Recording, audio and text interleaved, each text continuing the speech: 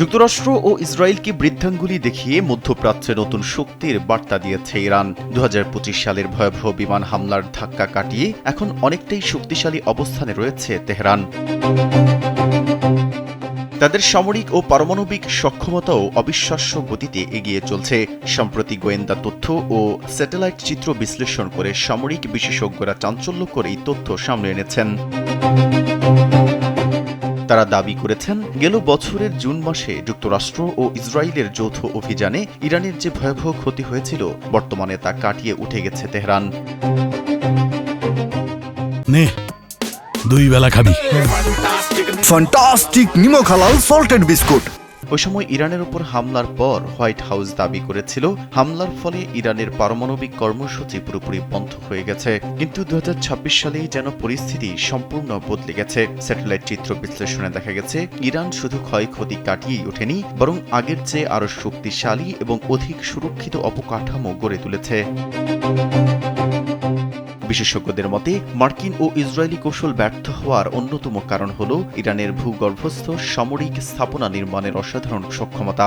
২০২৫ সালে operation rising lion এর আওতায় নাতাঞ্জ সহ গুরুত্বপূর্ণ স্থাপনাগুলোতে ইসরায়েল শক্তিশালী হামলা চালিয়েছিল। তবে ইরান তা বুঝতে পেরে আগেই তাদের গোপন ল্যাবরেটরি ও পারমাণবিক কেন্দ্রগুলোকে মাটির গভীরে সরিয়ে নিয়েছিল।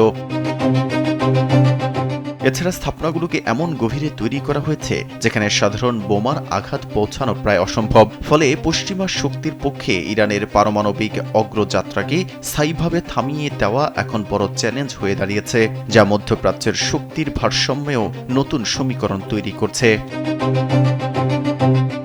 শুধু তাই নয়, ইরানের সামরিক শক্তির অন্যতম বড় ভিত্তি হল তাদের বিশাল ক্ষেপণাস্ত্র ভাণ্ডার, যা মধ্যপ্রাচ্যের মধ্যে বৃহত্তম হিসেবে স্বীকৃত। তেহরান ইতিমধ্যে মাটির প্রায় ৫০০ মিটার গভীরে মিসাইল সিটি গড়ে তুলেছে, যেখানে সংরক্ষণ করা হচ্ছে দূরপাল্লার ক্ষেপণাস্ত্র।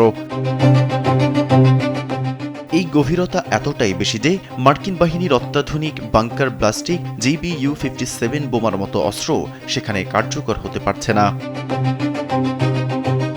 এই সুরক্ষিত ভাণ্ডার ইরানকে পাল্টা আক্রমণে শক্তিশালী সক্ষমতা দিয়েছে, যা ইসরায়েল সহ ইউরোপের কিছু অঞ্চলের নিরাপত্তার জন্য বড় উদ্বেগের কারণ হয়ে দাঁড়িয়েছে।